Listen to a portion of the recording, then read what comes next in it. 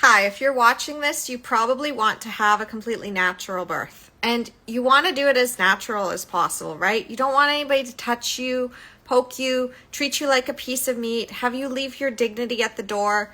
And I hear you, because that is exactly the kind of natural birth that I wanted with my first baby and what I got with my second.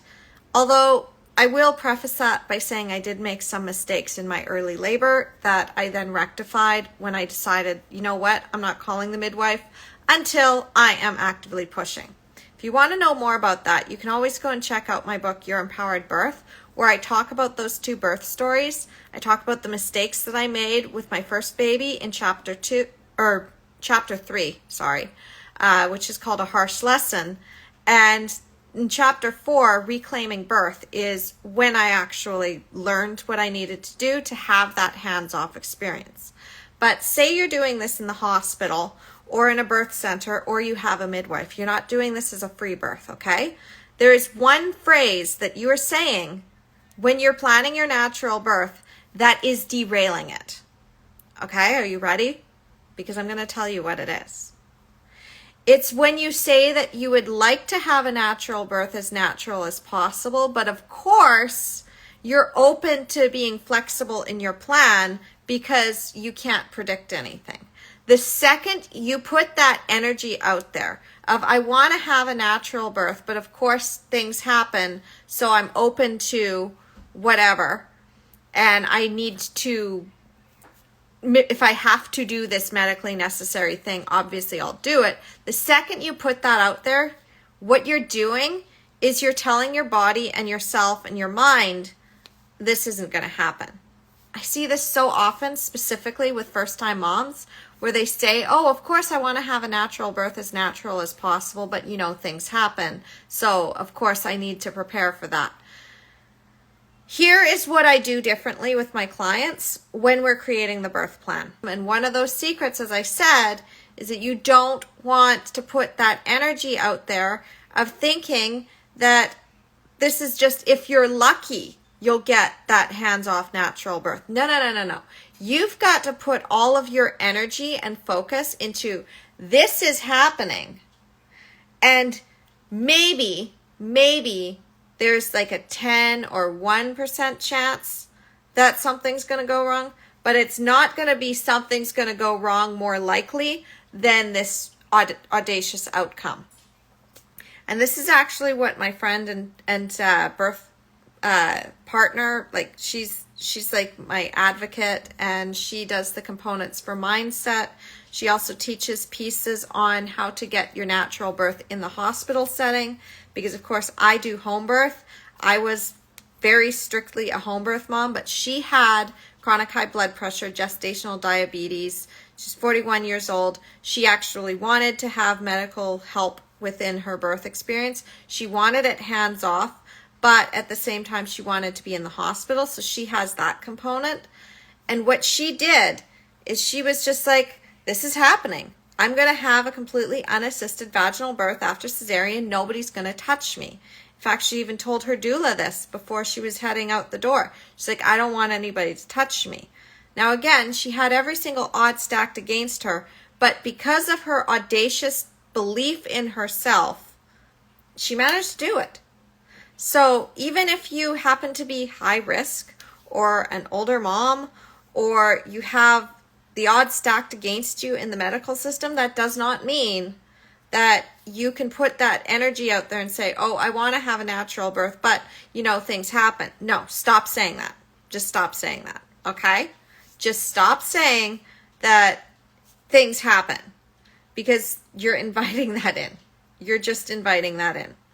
And you can believe it in the energetic sense or in the logical sense, but the fact is that we actually program our subconscious, and the more that you start to see that things are actually happening in the way you want rather than the way that you don't want, you're more likely to believe it. But it's first be, do, have.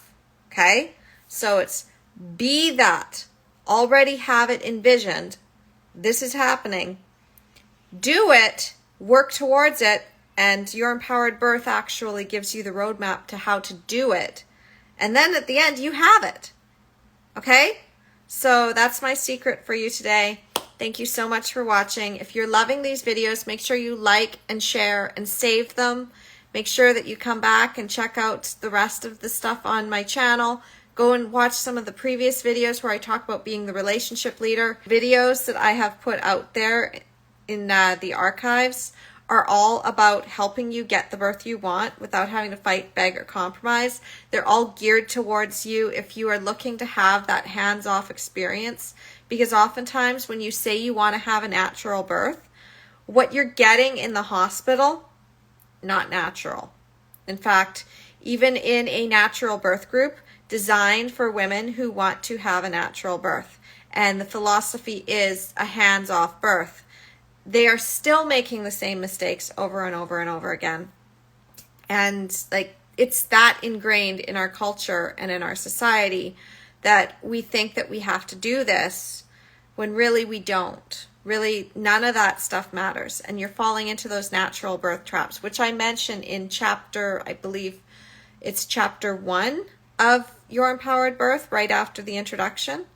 And then I also talk about why birth has stopped working and why it's so hard to get a natural birth. Like, there's so much inside of Your Empowered Birth. And you can always get the overview by going to empoweringmomsbirth.com/book and learn a little bit more. I did a video to tell a little bit more about what's in Your Empowered Birth. But really the best bet for you is to get this book, because it's going to help you to get that beautiful birth experience. And as we come into induction season, it's just a mess. And I can't guarantee that I'm going to have my group program available or any of my courses created when you need the most. But at least this book exists, and this book is like the overview. It's like me basically coaching you without the hefty price tag and without the major time commitment.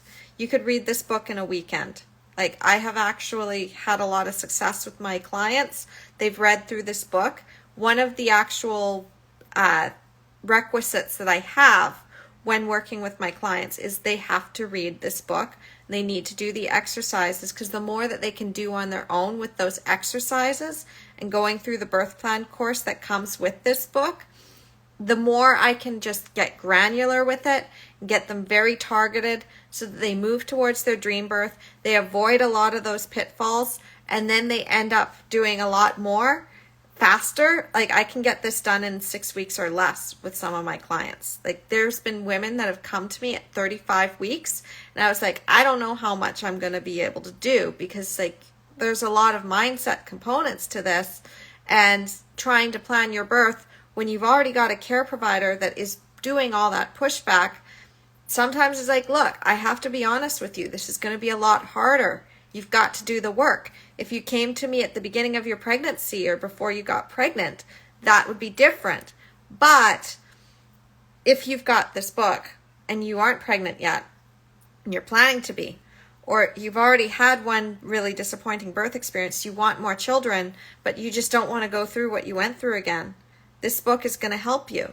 And if you are also currently pregnant and you're in your first or second trimester, this book is really going to help you. And even if in your last trimester, but you're 35 weeks, there's still going to be some components there that are going to help you, including in writing your birth plan. And hey, you can always send me a message. I'm happy to help you where I can, because even if I can't work with you directly, I want you to get that empowered birth. I really, really, really hate birth trauma. Like, it is just the worst. It is the worst thing for you to have to experience. What it does to your family, to your confidence, to your self-worth, to your self-image, to how you show up in parenting your children, how you respond to authority or perceived authority and the experts, and how you continue to have this it's just like this dissociation with your body. Like, it even affects your sex life. Okay? Like, there is just so much I could go into about what birth trauma does. And, you know, the way that the medical system is doing things is really contributing to that. And if you're also saying, I want to have a natural birth, as natural as possible, but you're also putting out that energy of, and things often go wrong at the same time, you're more likely to get to that point where you're just going to be like, oh my gosh, like, what happened? I was doing everything right. What happened? And yeah, you were doing what you were taught to do.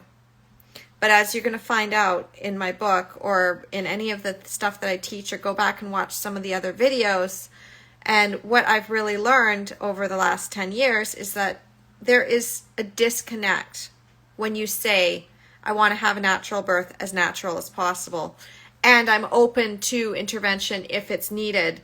Because when you do that and you put that energy out there, then that's how they get you. That's how they get you. And you don't want that.